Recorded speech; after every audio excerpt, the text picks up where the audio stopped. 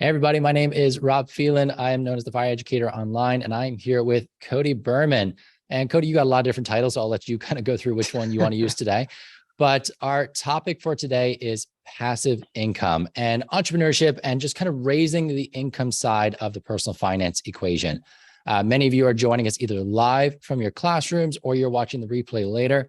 Welcome wherever you are calling us in from, and I'm so glad you joined us here today. We want to get your questions answered about entrepreneurship, passive income, active income, anything to do with raising the amount of money you are bringing in. So please send us those questions during the call. And if you are watching the replay, put them in the comments section of whatever player you are looking at, whether it's YouTube or social media. And we would love to get back and answer those for you.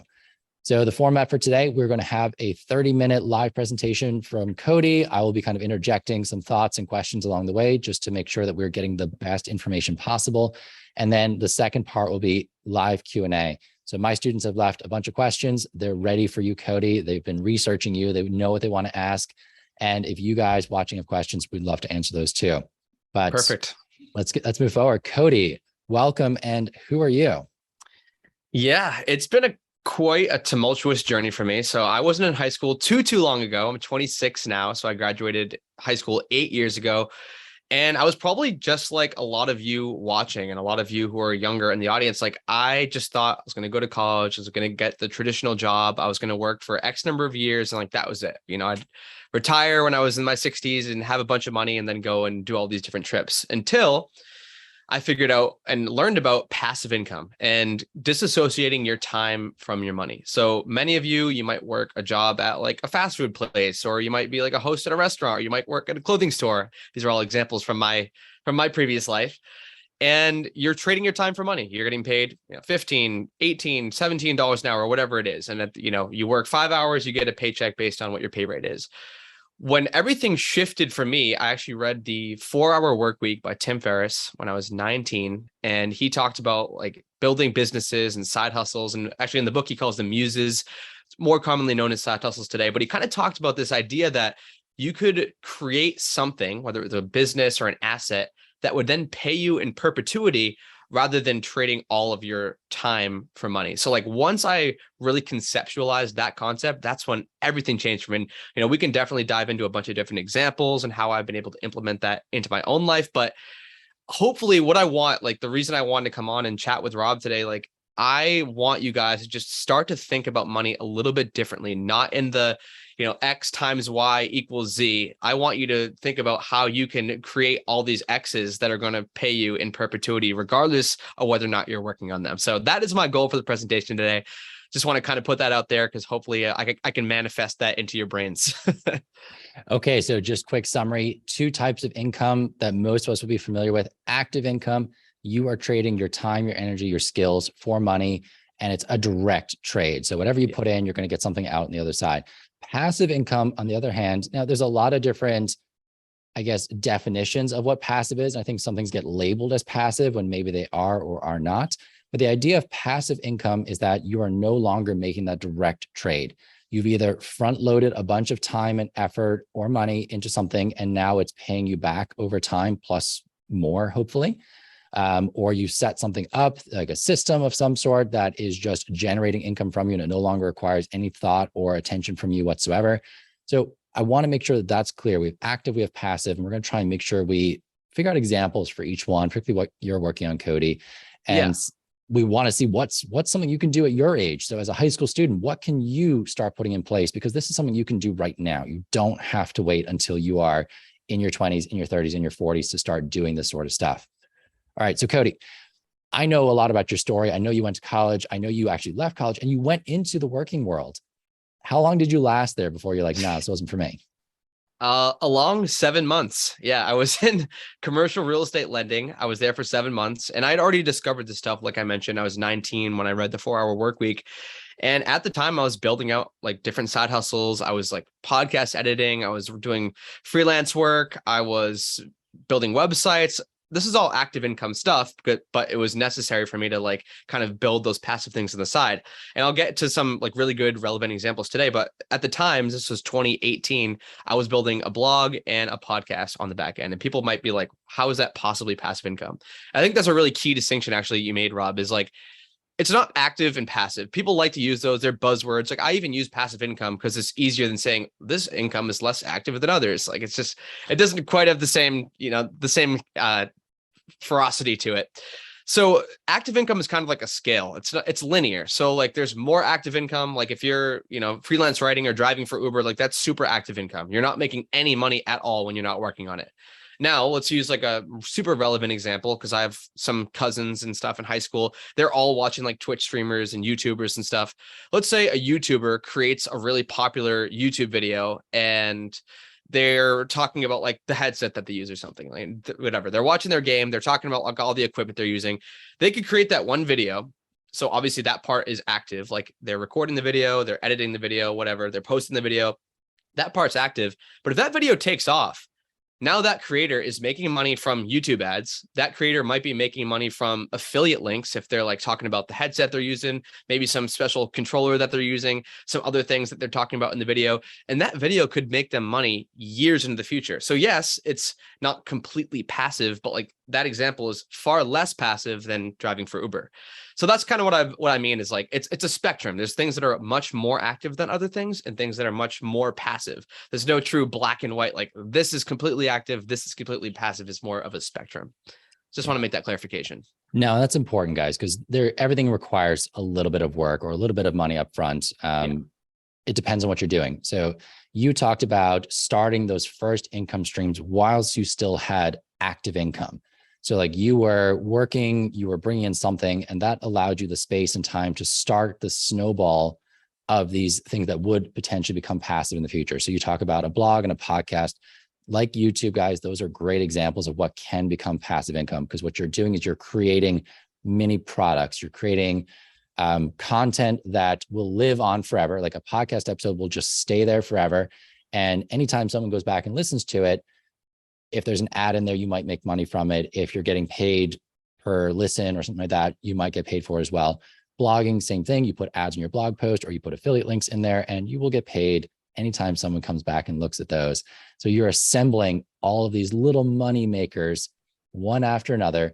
And it's very active at the time, but then you start seeing that the stuff you made last year is also making you money whilst you're still creating new stuff. And that snowball gets bigger and bigger and bigger and bigger.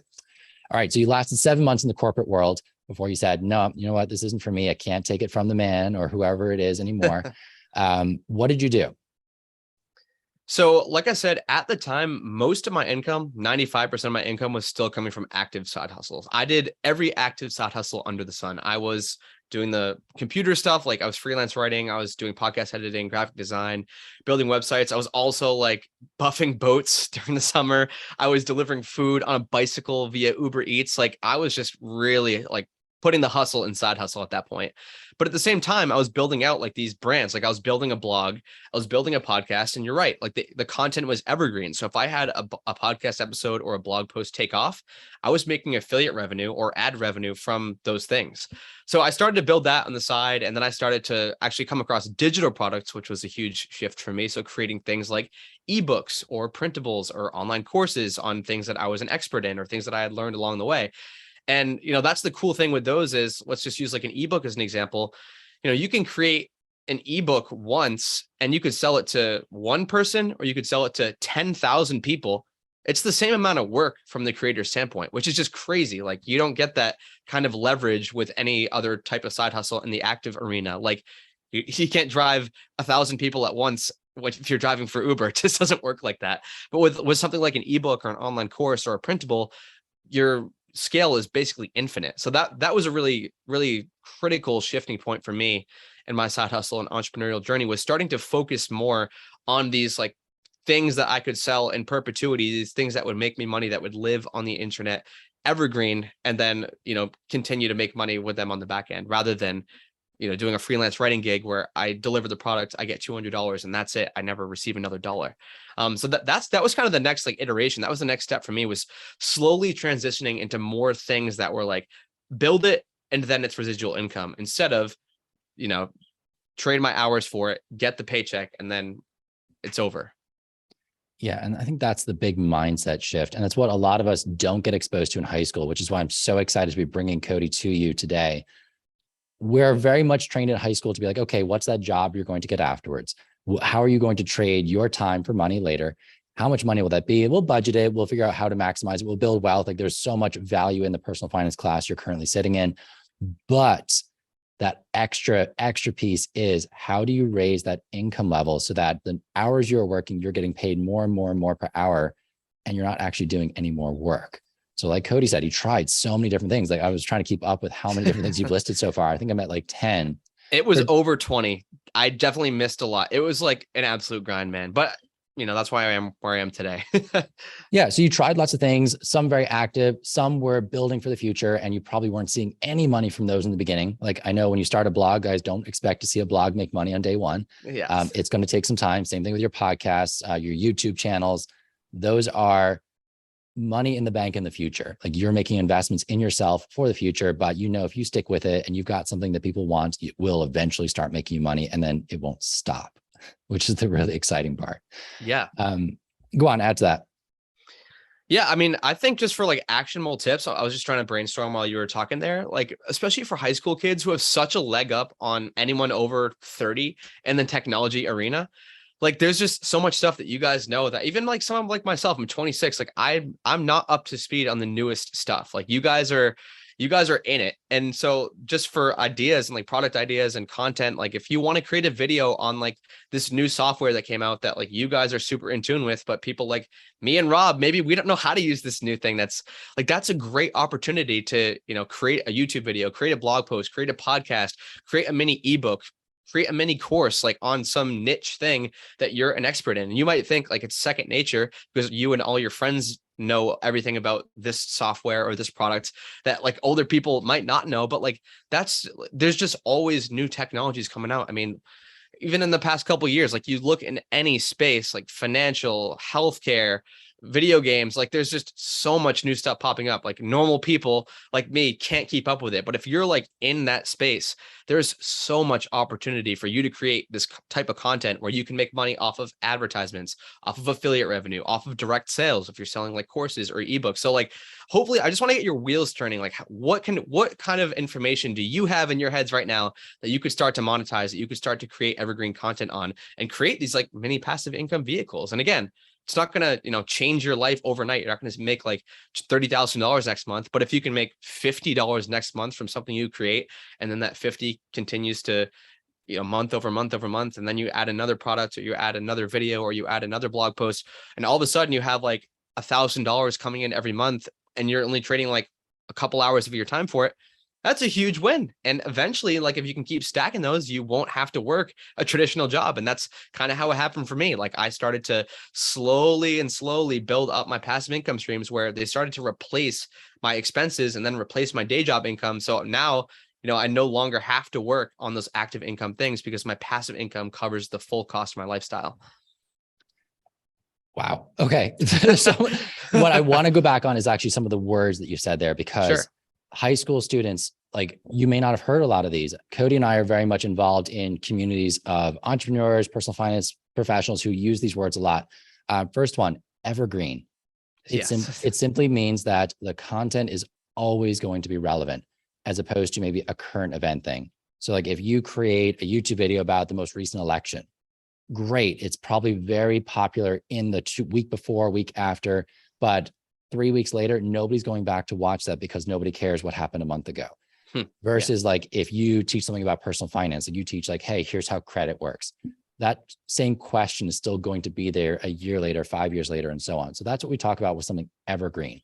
So whether that is a t-shirt design, a piece of art that you're doing, music, poetry, freelance writing, if it is something that people will still be interested in the future, you've got an evergreen product. And that's a little bit more valuable than something that's just for right now. Now, it has its place. It certainly does. Doing topical things or current event stuff is great. But thinking about what you can produce that's still going to be relevant in a couple of years' time is a great way to kind of focus your mind on the stuff. Absolutely. I was just gonna say an example. I actually had a kid on my podcast. Long story short, I had him as a student. I was a TA in college, and I had him on my podcast, and he mentioned like he started this YouTube channel doing app reviews, and this kid was making 200 grand his senior year of high school on his YouTube channel through ads and affiliates. So like I was saying before, like if you know something, for example, my younger brother just got like the Oculus, the newest one, the VR headset. If you know how to do stuff with an Oculus and you can create content, like here's how to add this app, or like here's how to like do something that, again, normal people that are just getting their hands on this, like a 35-year-old with no VR background that's like not in the weeds of technology nowadays, if you can create some kind of helpful tutorial, cool thing, fun video that's going to be evergreen, and it's going to help people solve some problem that they're having, it's just such a huge space. So again, this kid is literally making app reviews. Like a new app will come out, he would review them, it would be like a screen share on his phone, and I'm sure you guys know how to do that. I don't have to explain it to you. You guys are like 17 or 18 years old. Don't have to explain it to you. That's all you got to do. Put a voiceover on it and boom, put it on YouTube. Now you have this like app review video of this new app or this new feature or this new whatever that came out. And it's seriously as simple as that. I think a lot of people get in their own heads, are like, I'm not an expert, I don't have professional equipment. That's not what people are looking for. They just want good information that's going to solve their problem, or provide the solution to something that they're searching. But you threw out the word that you were an expert before. And that was another one that I'd written down. I was like, okay, expert in quotation marks just means that you are better than the person sitting beside you, or you know a little bit more than somebody else out there. You are an expert compared to them. There is only a small handful of people in this world, guys, who know everything there is to know about a particular topic. And even then, there's probably still more to know. You are a relative expert compared to someone who knows less than you, and that has value. So what Cody is saying, like, look at your interests, look at your hobbies, look at the things that you know how to do that maybe the person beside you doesn't know as much about or isn't as into. And that right there is your opportunity to share information, to create resources around that, and do it whatever way is fun for you. If you're super into TikTok, or you're into Instagram, or you're into YouTube, like create content in that space. If you love writing, then maybe look at a blog or freelance writing for another website. Like find a way that you can take what you already know, what you already do, and just turn that into something that other people can use. Think about what people ask you for help with. That's always a great way to kind of figure out, what do I know more about than the average person? And they know it. They ask me for help with this. And you sometimes, like I said, it's almost second nature to you. Like sometimes I have to come back down to earth when I'm talking to, like, because I'm in the personal finance space and I'll talk to someone who's like a normal person, and I'll realize like maybe I'm using too much jargon. Like this person doesn't understand what a savings rate is. I'm like, I thought that was just like a common term. No, like sometimes you have to just like bring things back down to earth. So even if you think like everybody knows how to use this app on the Oculus, for example, they probably don't. Like maybe your friends do, but most normal people probably don't. So there's just so much opportunity out there for content creation. And even if, there's already a video on that on YouTube, someone might want to hear it in your voice. They might not want to hear it from, some 45-year-old guy who's like just does product reviews. They might want to hear it from someone their age who's like 17 or 18 years old that they can relate to. So like there's so much space out there in this creator economy. So just like start putting yourself out there and see what works. It's not going to be a home run right off the bat, but there's almost too much opportunity to not even take your shot. And I want to make sure that we're not just saying that like creating instructional videos is the only way to make passive income. Oh yeah. It's something that Cody and I both do naturally. So I think our minds go there a lot. But if you are creating something, it's a great opportunity for passive income. So you can create something that people can use over and over and over again. And digital products, as Cody said, are a great way of doing that because you don't have to go physically make the item every single time. So like I have a student who crochets and sells stuff on Etsy. It's great, but every time she makes a sale, she has to go crochet the item. And it's not passive then, because every sale you have to crochet the item again, versus when you create it digitally, you create it once. And then, as Cody said, it doesn't matter whether one person buys it or 10,000 people buy it, the same amount of work went into creating that product and then getting it to the people as well. Maybe you have to email it or something, but like it's a pretty low lift for what it is compared to like crocheting something or baking something, or even like physical books versus ebooks. Like you have to then send an order to a printer who has to print it. And there's a cost every single time to doing it. Look for things that are low cost, high profit, and will just keep bringing you money in over and over and over again. But let's go further, Cody. Can you think now of other ways that someone maybe could bring in passive income that as a teenager will be kind of relevant? so that maybe we can get away from the digital creation spaces, or anything else that you've come across. You're like, you know what, that was a really cool idea, or a way to bring in income that maybe our kids haven't really thought about yet. So I'll mention two. These might not be too relevant, but I just want you to at least be aware of them. The reason I start with digital products is it's, like you said, it's such a light lift. There's not really much cost that goes into creating a digital products. Like there's plenty of free graphic design programs out there. You don't need any expensive software. Like it's just your time that you're trading. I mean, there is things like, personally, like I invest in real estate. Now, if you're 17 years old, that might be a little bit difficult unless you can find like a co-signer and someone to partner with. That's a form of passive income where a lot of the work is upfront. And if you get tenants and, you know, you don't have a lot of turnover, it's slightly passive. Also, and I'm sure, I know you talk about this a lot, Rob, like investing any amount at your age is just, it compounds so much. So even if it's like $50 a month, putting money into the stock market in the form of like index funds, that is going to have huge compound returns. And again, the only active part of that, I guess, is just like putting the money in at the beginning and doing the little bit of legwork to set up an account and figure out like the index fund that you're going to invest in. But like, definitely start doing that now. And you probably, it's so belabored. People are like, oh, start investing, but I'll give you an example. So if let's just say you're 16, because like that just gives you such a huge compound window over other people. If you can like start investing, let's use $100 a month for example, or let's use, $100 a month, $1,000 a year. So let's just say you do $1,000 a year from 16 to 25. Like, so you're just side hustling, you're in high school, you're in college or whatever. By the end of those 10 years, you have contributed like $10,000, and it's going to be a little bit higher. Let's call it 15,000 because of compound interest. Just from those 10 years, from like 16 to 26, that $15,000 doubles about every 10 years if it's invested in the stock market. So at 26, well, I'm going to test my mental math here, so bear with me. 26 to 36, like that 15 turns into 30,000.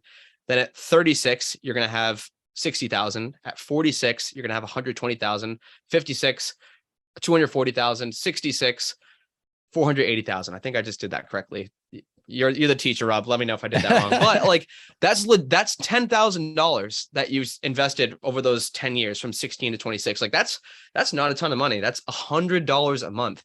So I think like that's a huge opportunity that a lot of young people sleep on. And it's something that I wasn't like at 16. I didn't know that at all. I didn't understand compound interest. I didn't understand investing in the stock market, but like every single year is just another year that your money has to compound. And you're like, how does he know the double thing? It's basically just based on historical returns. Like about every 10 years invested in the stock market, your money's going to double. Of course, there's up years, there's down years, there's recessions, there's booms, there's bull markets, there's bear markets, like there's all that stuff. But on average, doubles about every 10 years. So yeah, I just want to give you a concrete example. Like that $10,000 could turn into $480,000 at retirement age just from investing $100 a month.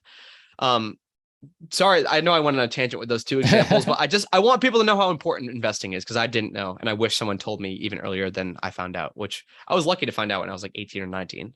I'm so glad you brought up the investing idea though, because investing, everyone, at its core, that's what it is. You are putting your money in the hope, more than hope even, with the plan that it's going to be worth more in the future, or it's going to start paying you back more in the future. So whatever you put in, you expect to get more back out later. And there's a lot of things you can invest in. The stock market is one of them. You can invest in bonds. So you're basically loaning money to different organizations and getting more back in the future. You can try and invest in things like cryptocurrency. I don't know if I use the word invest yet with cryptocurrency or not, but you can certainly speculate. More speculative, yeah. Yep. Same thing with digital products like NFTs, but things like collectibles, you can say, okay, there's a strong track record of it going up over time. I can invest in this and expect to get more back later. I actually had a wild example today, which was really cool. So we ran a business fair in my school. So my class all set up their own businesses, and they had to showcase to the students. One student did a video game tournament today, and he did great. Like he sold $8 to enter, had a prize for the top two. He's playing Mario Kart. So we just did brackets, knocked people out, had a winner, paid out, made some profit from it. The kid who really impressed me though, was the one who paid another kid to race on his behalf, paid him the fee up front to get in, and said, I want half the winnings if you win. So he put $8 in, the top prize was $50. So he walks out with an extra $25 in his pocket. He didn't have to lift a finger. He just was like, yeah, I'll front you the money to do it. I want half the prize money. Genius. So, yeah, it's investing at its core, guys, right there. So it doesn't have to be traditional buy stocks or invest in businesses or things like that, but it certainly can be. You're looking for a way that your money can grow more than what it's currently worth. And it's very hard to do that without investing in something like putting your money in a savings account. It will grow a little bit, but it doesn't grow enough. If you've learned anything about inflation over the past couple of months, you'll realize that you cannot save your way to wealth. Inflation is going to slowly eradicate it, and it's very hard to actually outpace it in a savings account. Same thing with cash or money on the mattress. It's not going to keep up with the cost of things going up. You will eventually have less money than you started with if you just try and keep it under the mattress. Absolutely. One other good example, because I'm just remembering back to like how much energy and time I had when I was in high school, because that's probably your biggest resource right now. Like you probably don't have a big network. You probably don't have a lot of capital. You have a lot of time though, and you probably have a lot of energy. So I would suggest, if you can, it's going to take some legwork. It's going to take some reaching out. It's going to take some homework, but getting it any type of commission-based job. Now, it's not going to be completely passive, but the thing is, instead of like trading, your time for money, so instead of clocking a 5-hour shift at $15 an hour, getting $75, like if you can get in with, whether it's a creator, like you could even hit up YouTubers and TikTokers, or a more traditional role, although it's probably a little bit harder because it's just like all the sanctions with hiring like a 17-year-old or whatever. But if you can get in with a creator, like I know even myself, I just don't have the time to kind of deal with everything I have going on in my different businesses. So if someone came to me and was like, hey, I'm going to get you podcast sponsors. I have the time, I have the energy. I'll do the reach out or whatever. I'll take, a 30% cut. I'll give you a 70% cut. Like I'm going to do the legwork, and they lock in a sponsor that's going to pay us, I don't know, $5,000 over the next couple of months. And they're taking like 30% at $1,500.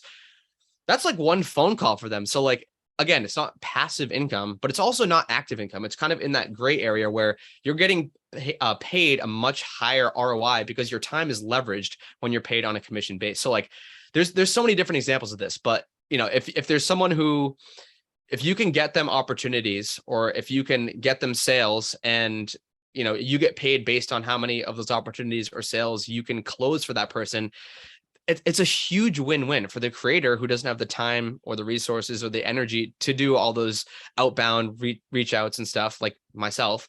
And it's a win for you because you're making way more money than you'd be making like being a host at a restaurant, or working at McDonald's, or working at like whatever clothing stores are popular nowadays. So I was going to say Hollister because I work there. I don't even know if that's like popular anymore. So it's just like those types of things, anything that you can, it's a spectrum. If you can figure out a way to get paid based on performance rather than for clocking the hours, that's another way where you can start to like kind of disassociate the time worked from the payout. So yeah, I don't have like a perfect blueprint for you. Like if you already follow certain creators on YouTube, on TikTok, on Instagram, like literally just cold reach out and be like, hey, like I'm whatever.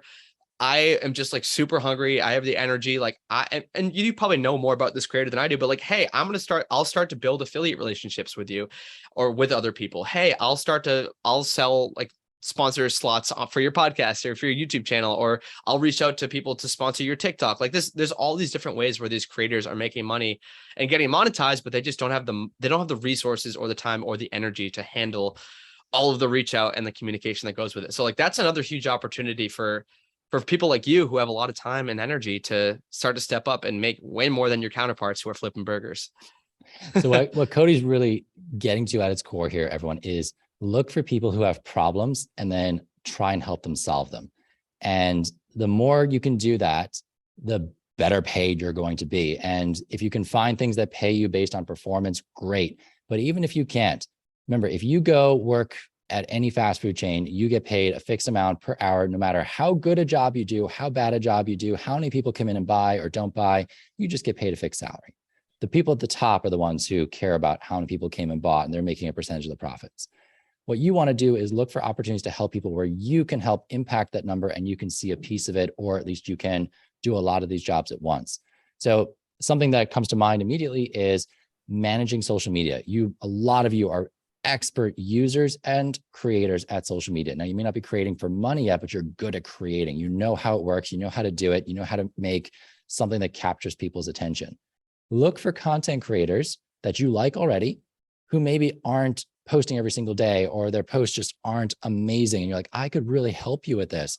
Offer to take it on. Be like, hey, can I post once a week for you? And if I can drive the engagement up on your posts, you pay me this amount of money, or I will put a product in there and I get 50% of whatever that post sells. And make those offers, because the creator's gonna be like, this is a win-win. Either I sell more, and sure, I sell more, but I give half the profit to this person, or it doesn't sell anything, but I don't have to do any work. Yeah. And it's one of those things that, like, if you can make that sort of proposal to people, it's very hard for them to say no. Like, why would they? There's a great opportunity here. And if you're willing to work, and if I love that word Cody used, if you're hungry to learn, to get better, to grow, people are going to see that, especially at your age. You're at this very unique age where if you show that kind of desire to grow and to learn from the person you're asking from, they love saying yes to people like that. If you start your own business, people love saying yes to kid and teen businesses because they can see that you're trying to build something that's really awesome, and they know it's going to be so important for your future. So yeah, start something. Doesn't have to be any big money item right now. Start some sort of side hustle beyond your part-time job, beyond what you're doing in school. Find a way to create a little bit of income for yourself. Because even if you take Cody's example of $100 a month, that's only $3.33 ish a day. You know, you think about, like, what could I do today to make $4? I'm sure you could find a way to do it. Yeah. I had a kid yesterday in this business fair. He brought in microwave bags of popcorn, popped them, separated them into little baggies, like 5 baggies for a big bag, and then sold them for $1 each. So it was making like $3 profit off of each microwave bag of popcorn. Like, it's so simple sometimes. And you just start there and learn. As you saw, Cody has not stuck with that first job that he did or the first side hustle that he came up with. It's a lot of trying things out. It's a lot of learning as you go, seeing what worked, what didn't work, applying what worked to the next one that you do. And you just keep building and adding. And some things you let go of. Like, Cody, I'm sure you haven't kept every single side hustle that you ever started. Not even close. To be honest, I don't do any full active income things anymore where I'm trading my dollars for my time for dollars, which is crazy. Because a few years ago, like I said, I was literally like riding around on a bicycle delivering Uber Eats. and now, like, all of my time is dedicated toward building businesses, building products, building that buzzword we use, evergreen things that are going to continue to make me money after I'm done working on them. So that, again, it took a while, but I was able to slowly transition out of those more active things and focus on more scalable, more of the passive things. So yeah, you're right. I mean, I've probably shut down like 25 plus side hustles that I've started before, but they're all learning lessons. Like, you learn something new, and every single one, you gain new skills. You become an even more valuable asset in the business of you. All right. So I'm going to throw you back into the shoes of a high schooler. You're Perfect. 17 years old. You got nothing in your bank account right now because you haven't even thought about this yet. You've got the skill set of a 17-year-old. You know some things. You can learn. What would you do first? How would you start bringing in some money? I think I would go back to, and I'm biased because I'm a content creator myself, but I think if you can really hone in on a certain niche or a certain software or a certain type of product and just go all in, like, this Oculus thing is what keeps popping in my brain because I don't really know anything about it. My brother just got one, and I'm like, how do you use this thing? I'm like fumbling around with the headset on, whatever. But if you can become like the Oculus guy or girl for like whether it's a certain program on there or whatever, like, I would just get really focused in on what is my niche, what am I going to teach people about, create a bunch of content on that. It's going to be really slow at the beginning. Let's be like real world. If I need to pay the bills, well, I guess I'm 17. My parents are probably still helping at that point. It doesn't happen anymore. It's low risk right now. Yeah. It's low risk. So, I mean, if you do want some of that active income, do some of the stuff we've been talking about, like become a social media manager for a business that's struggling. Like, anyone who's over 40 that has a business probably has crappy social media. You could probably go to like any local restaurant, local place and check out their Instagram, and it's terrible. And you could go reach out and be like, hey, I'll manage your Instagram for $300, $500, $1,000 a month, make up whatever number you want, and they'll probably pay it because they're like a legit business. These businesses have money to spend. So that's what I would probably do on the active income front. I would probably do stuff like that, or I could even freelance write, build websites, podcast edit, just honestly just start to get skills and build up like your skill repertoire on the active income front. But on the passive side, on the business building side, again, I would find something I'm passionate about that's like a niche thing. So don't just be like the money guy or the money girl or like the computer guy or the computer girl. Those are just like too general. You need to find a specific thing, start to create a bunch of content around that thing. Because again, it's all goes back to what Rob said. It's solving people's problems, like being the go-to place. So if you're the go-to place for people to find out how to set up their Oculus and you can create a bunch of content, a bunch of tutorials, a bunch of videos around that, you do that for 6 months, all of a sudden you have a brand. Like you're going to start making money on affiliate revenue. You're going to start getting ad revenue via YouTube or your website or whatever. You're going to start getting sponsors that reach out to you. Maybe they're like companies that create games specific for the Oculus. Like it just becomes this whole network, and it's so scalable in this digital economy. And so yeah, I'm honestly, that's probably what I would do if I was a 17-year-old with all the knowledge I had now, would be just become the guy or the girl about a really specific niche thing that I'm passionate about, and start to monetize that way. Because once you get the ball rolling, the income ceiling is nearly infinite. It's kind of crazy. You guys are probably all familiar with like Mr. Beast.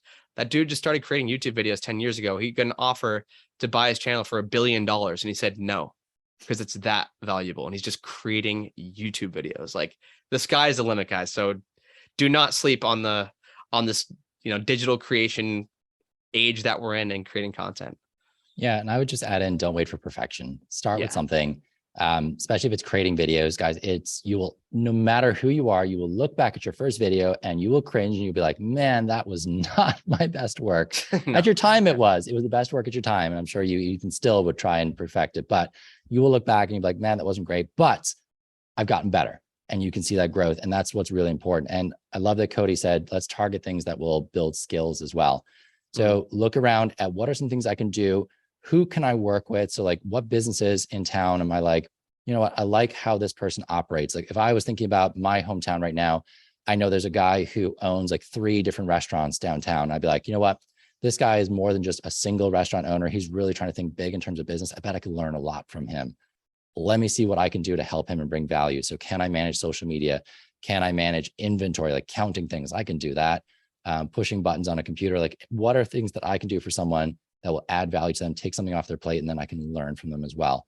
And if you do that, even if you're just adding skills and not getting a ton of money for it, you are building, you're investing in yourself, which is probably one of the best investments you can ever make. So I love that.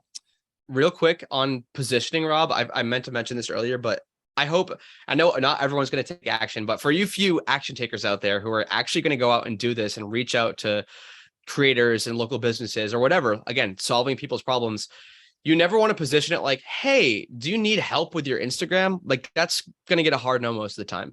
But what Rob was saying is like, if you position it to, and almost they'd be dumb saying no to you. Like, hey, I can help you get an extra, name your dollar amount, or I can help you get an extra 50 customers through the door every month. I can help you get this. I can help you get that. When you position it to how you can help them, not they can help you, that is an automatic win. Like if one of you reached out to me and was like, hey, Cody, I just want to work with you completely on commission. I will help you get sponsors for your podcast, or I will help you work with brands through your company. And all I want is 30% commission. I'll do all the emails. I'll do all the cold calling, whatever. It would almost be dumb for me to say no. Like seriously, reach out to me and offer me that. I'll probably say yes, as long as you're competent in the space and know a little bit about what's going on. But if you can make it so they feel dumb saying no, then again, it's a win-win for everybody. But the positioning is key. You don't want to reach out and be like, hey, I was wondering if you guys were looking for someone to run your Instagram, because they probably aren't looking. They don't even know there's a problem with their crappy Instagram. You want to say, hey, like I have these skills, like here's a reel I created, or like here are some photos that I've edited. Like I could bring in way more traffic to your business. Just pay me $500 a month. It's that simple. But the key is just positioning. So I just want to mention that quickly for those action takers who do actually reach out to creators, businesses, and the like.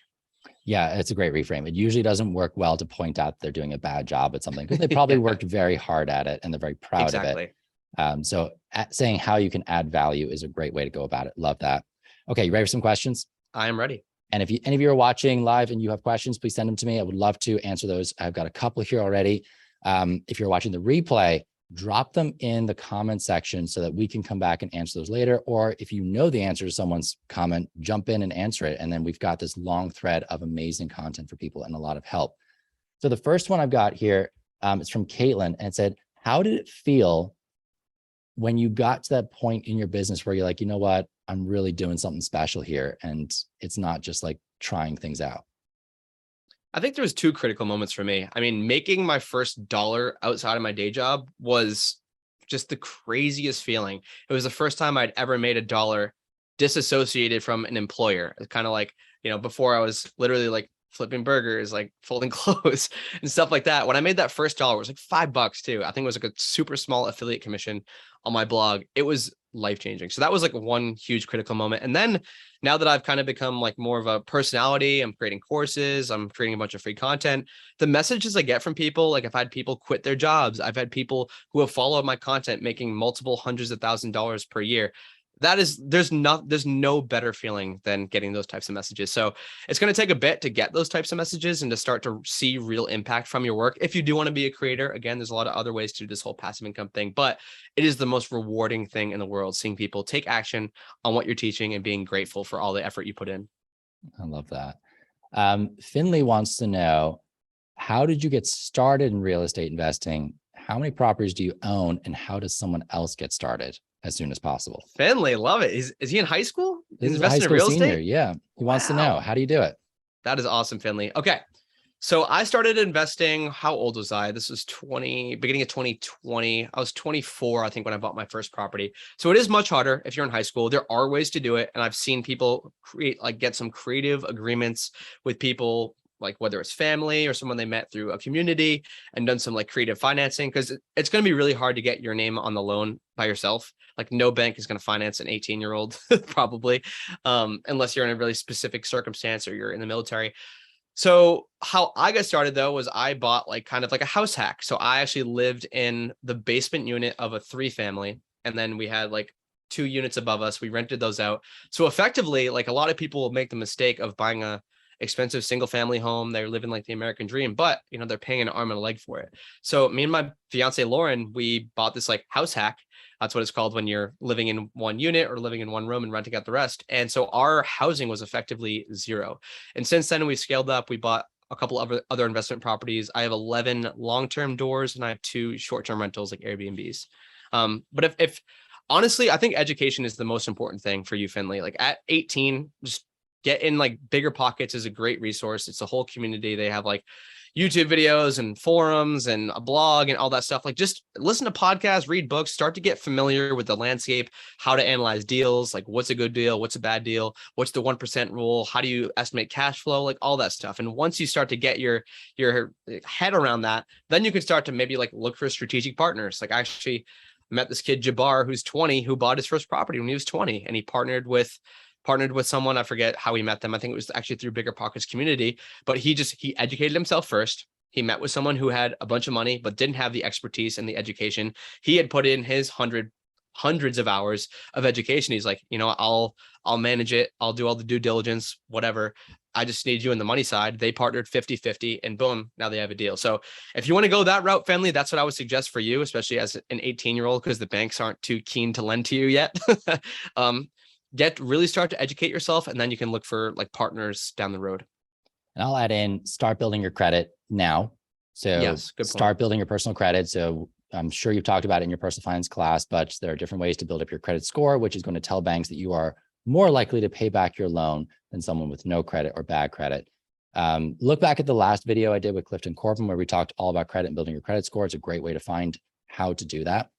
And the second would be, part of the goal of house hacking is to get your housing cost down to zero, or actually start making money from your housing cost. Mm-hmm. You can do that without owning the property. If you're the person willing to go out and find a house, so say you're going into college, or you're not doing college, but you're still willing to live with roommates, go find the house, check with the landlord that it's okay to sublease, and sublease the rooms to friends, to other people, to people you find on Craigslist. That's how I found my first roommate situation here. And just make sure you charge enough that you don't pay any rent. You're the person who put your name on the lease, but you're subletting out the rooms to make sure that you're covering your costs. So you have no housing cost. You can take that $400 or $500 a month that you would have been spending and start making that your down payment for your house. And by the time you're ready, you've got the cash, you've got the knowledge, because Cody talked about the knowledge, and you've got the credit score ready to go. Like, you're ready to make that first purchase. So get yourself ready, I think, is the advice right now. Awesome. Yeah, definitely. The credit thing is important. I didn't mention that. Thank you, Rob. Yes. Okay. Gia wants to know, what are your favorite places to invest and why? When it comes to, I'm assuming she means like stock market investing. I mean, we just take talked that about question whatever way you want, but yeah. So you've talked about real estate investing already. So let's talk about other investments? I'm going to take this in a weird direction that you might not expect. So if you have like $1,000 or less, I honestly think the highest ROI investment, return on investment, I guess that's a mouthful, is self-education. If you want to learn a specific skill, like you guys are probably gearing up to go to college, you're going to drop a lot of money on college. There are online courses out there for $200, $100, $500 that will teach you pretty much any skill you could possibly want. Like once I realized that I could pay to level myself up in certain skill sets, it was an absolute game changer for me. And I think, again, if you have like $1 million, like it probably makes a lot of sense to put money into real estate, into the stock market, because that $1 million at 10% is going to return like $100,000. But if you just have like $1,000, like that's all you have to your name, I honestly think, especially at 17 or 18, like you guys are just really good at learning. You can learn really fast. To invest in self-education. And there is a ton of free learning out there. What I will say is that like, if you do pay for a community or a course, usually it's more compact. It's usually better quality information because you are paying for it. But yeah, then I honestly think that's one of the highest ROI things I ever did for myself. And I wouldn't be where I am today if I didn't like invest in mentors and coaches and different programs early on and kind of like just level up my mindset, because mindset's a key part of this. Like that's a reason why I came on and wanted to talk to you guys today. I just didn't even have someone like me to give you an example of like, this is passive versus active income. I didn't know the passive income side of things existed. So that's kind of my abstract, weird answer, is invest in yourself. And if you are interested in something, if you want to become the best podcast editor in the world, take a $200 podcast editing course. You'll learn all the tricks and the secrets instead of doing 100 hours of like random YouTube video searches and Google searches, and just learn someone who's really good at its exact process. Now, beyond that, for investments, like, a lot of you, when you think of investing in the stock market, you might think Cody's like doing all this, he's looking at all these companies' earnings reports. He's doing dozens of hours of research, like all this stuff, complicated Excel spreadsheets. I used to do that in college and it was a waste of time, quite frankly. Right now, I literally put like 95% of my money that's in the stock market into index funds. And basically, I know you've probably explained this before, Rob, but I'll just quickly do it. An index fund is like a basket of every single stock out there. For example, like the total stock market index fund has a little piece of every stock in the entire US stock market. It's like 3,000 stocks all bundled into this one thing that you can buy for like $120. So basically you have exposure to all these different companies. So it's like you're just betting on the US economy pushing forward, which is what I do. I just put 95% of my money in these like total stock market index funds and call it a day. It's so much less legwork for me in terms of like, I don't have to do a bunch of research, and all I'm doing is betting that the US economy isn't going to fail, because if it does fail, we have bigger problems than our stock portfolios. Yeah, I mean, that's exactly it, guys. Like it's hard to pick winning companies. It's possibly more fun to do that. I get that. Like I've done it myself before, but like Cody, like it's stock market index funds for me, because I know that, like Cody said, I'm betting on the US economy as a whole, and I have a lot of faith that they will continue to grow and produce more. And I think if you're going to put a lot of time and energy into something, I think creating a business, self-education, like those are probably better returns on investment, and just let your money ride in an index fund if you want to invest that way. Any platform that you particularly love? I use Vanguard. I like Vanguard. I think the other two that I do like and would recommend are Charles Schwab and Fidelity. It's just big because they have really low fees. I'm not going to get into a whole fee conversation here, but like a lot of the, there's some scammy brokers out there that have like super high fees. If you go with any of those three that I just mentioned, Vanguard, Schwab, or Fidelity, you'll be fine. Perfect. And then last question we got coming in from Kai, and that was, how many different streams of income do you have, and how many do you think the average person should have? That's a good question. So I actually created like a Instagram reel, TikTok on this recently. So I have 19 right now, which is a lot. It didn't start this way. I think the average person should have at least 2. The reason I say that, and some people are like, well, I love my job. And this is usually people who are more seasoned in their career. Like I get a lot of pushback, like, and you guys have probably seen on YouTube, TikTok, whatever. There's a lot of hate comments out there, but people will be like, what's the point of having a side hustle or a second stream of income? Like, I'm perfectly fine. I love my job. It's like, okay, that's fine if you love your job, and that's amazing. Like, I'm really happy for you that you love your job. But the second you get a crappy boss, or you get coworkers you don't like, or your work assignment changes, or anything about your like work environment changes, and all of a sudden that awesome job turns into a not so awesome job, and you have no other options to lean on in terms of income, then you're stuck, which kind of sucks. So that's why I always suggest like someone had like at least 2 streams of revenue. Like even if one is much bigger than the other one, like maybe you can start leaning into income stream number 2 if income stream number 1 starts to become not fun or it sucks. So I think at least 2, or up to as many as you want. What I will say, if you have something that's working, don't dilute yourself too thin. Like I have slowly started add on like, and they're not all like random income streams. It's not like I have like a laundromat business and then like freelance writing. And then I also like rent cars out. And then I also have Airbnbs. Like they're all kind of like, most of the side hustles I have, the income streams that I have are somewhat related. So it's not like I'm all over the place. All I want is, the reason I'm saying that, just don't dilute yourself too much. Don't try to start 7 different things at once before you have one thing that's successful, because you're going to go a lot farther focusing on one thing, making that one thing really successful. And then once that one thing starts to make a bunch of money, if you've kind of figured out the process, you've ironed everything out, then you can start to maybe dip your toes in other income streams. But don't try to do like 10 at once just because you're like, Cody is 19, I need 10. You don't need 10 at the start. No, and that's exactly it. Focus on one, build it up, make sure that it's good, it's running the way you want it to. If it's not, then you shut it down, you try something else, but focus on one, because if you try and do 10 things at once, none of them will get done right. And they'll all end up falling apart at some point. Anyway, you can't split your attention that much in the beginning. So like, I'm sure Cody did not start with 19. I'm sure he started with 1 and then 2 and exactly. then 3, then 4. And like, it just keeps adding. And make sure you're not spreading yourself too thin. So like, if you get to 19, you're like, I cannot keep all of these plates spinning at once. Then you tone it back, or you find other people to run these businesses for you because they're so successful at this point. I do want to caveat, I think also like just one layer further, I think you should have at least one more passive type of income stream. So I'm not saying like you should have a day job and drive for Uber. I'm saying you should have a day job and build a YouTube channel. You should have a day job and create TikToks. You should have a day job and run someone's social media company. It's like things that are scalable. Like you don't want to have like 7, you couldn't physically, like you don't have the time in the day to have 7 super active income streams where you're literally just trading your time for money. So one of those things, I should have said that before, one of those secondary income streams should be something that has some passive element or scalability to it. Yep. And it might not in the beginning, you might have to build it up to get to that point, but you know that it will eventually turn into that and you will start reclaiming your time back. And that's super important. Yes. Great advice. Okay. Any final questions? Send them in to me. We've had some great ones so far. I think I've got one more up here. Oh, what was the lowest point during your investing journey, from Josie? Ooh, okay. So we know entrepreneurship is not. Yeah, it's not all rosy. I have, and I don't want to be like, oh yeah, I'm perfect and I'm not afraid of failure, but like I actually have started to kind of reshift how I think about failure. So I used to resent failure. Like I never wanted to lose, like always wanted to win everything, whatever. Like didn't even want to try things because I was scared that I wouldn't be good at them, whatever.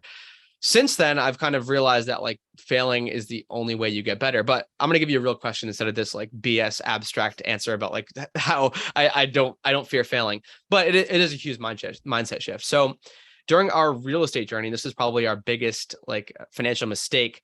We got really trigger happy our first year, and we ended up buying like 11 units in less than 12 months, which was just crazy. And I was just like, oh, I'm crushing this real estate thing. But and a lot of these properties looked awesome on paper. What I didn't realize is that like properties that cash flow really well would have some bad tenants if they were in the best neighborhoods, even though we were doing like screening and all that. So we actually ended up selling 2 of those properties since then. It was a really stressful period and like the tenants were just absolute nightmares, but I learned my lesson.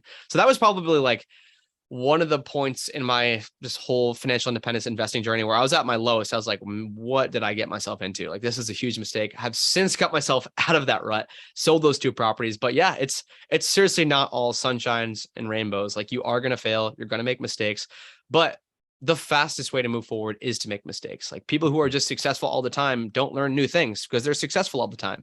If you can continue to do new things and fail at them and then iterate and get better at those things you failed at, you're going to be way better than the person who's just like continuously, oh, I'm doing everything perfect. Like I'm not going to change anything that I'm doing, because they're going to fall behind the times. They're not going to make when a new update comes out, like let's go back to the creation thing. When a new update comes out, when a new feature comes out, like when a new game comes out, whatever, like, and they're kind of just like, whatever, not fixing things. What I have is working. If you're the person going out there, making mistakes, creating new content, whatever, and just iterating and getting better, you're going to be the one that wins in the long run.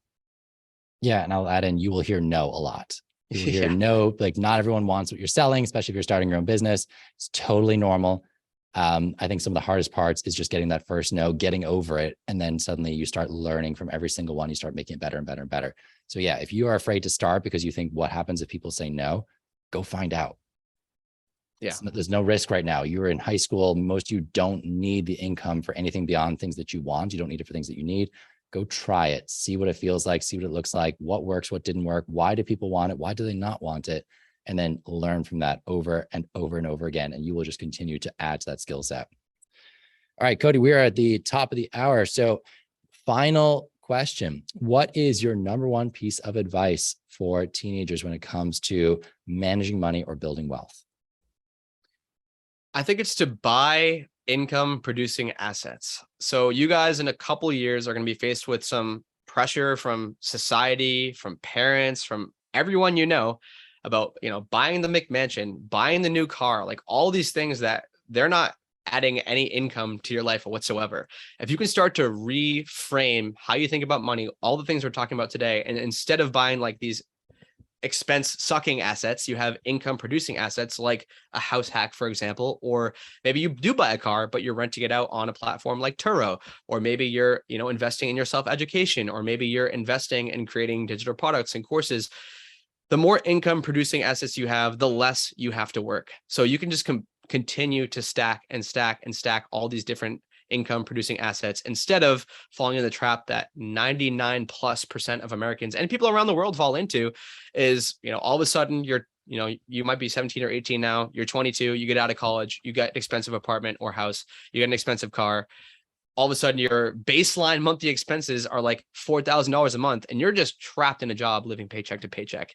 If you can flip the script on that, and instead keep your baseline expenses really low for the first couple of years out of college, start to invest and create and buy income producing assets, you can seriously quote unquote retire really early. I'm 20 when I hit financial independence where I no longer had to work. It was kind of hazy. It was in between 24 and 25. I was making enough money from my real estate and the money I had invested in the stock market and the money I was making from digital products where work was optional. I could literally not work at all, which is just insane to think because 2 years prior, 22, I was working in a commercial real estate job, grinding away, working 60+ hours a week. So it is totally possible. Believe in yourselves. Just start to take action, fail. I know this is a lot of advice all bundled into one, but it's just it's income producing assets will change your life. So start to think with that in mind.